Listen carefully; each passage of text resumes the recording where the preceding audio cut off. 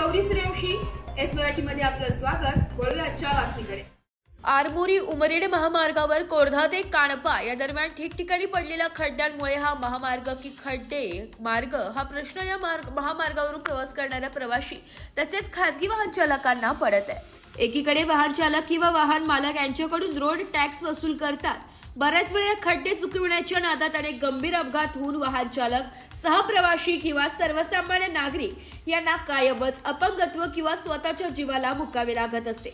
मात्र शासनाच्या जबाबदार विभागास हे खड्डे दिसत नाही का? या मार्गावर अतिशय मोठ्या प्रमाणात जड वाहतूक, ट्रक, ट्रॅव्हल्स, सहप्रवासी वाहन, वैयक्तिक 4 चाकी 6 चाकी वाहने, टू व्हीलर, विविध राज्यातून देखील माल वाहतूक करणारे ट्रक यांची रेलचेल असते।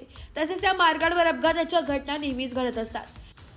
तेव्हा संबंधित जबाबदार विभागाने तात्काळ या मार्गाचा सर्वे करून सदर जीवघेणे खड्डे केवळ तात्पुरते ठिगळ न लावता प्रामाणिकपणे बुजवावी अशी मागणी परिसरातील नागरिकांकडून केली जाते।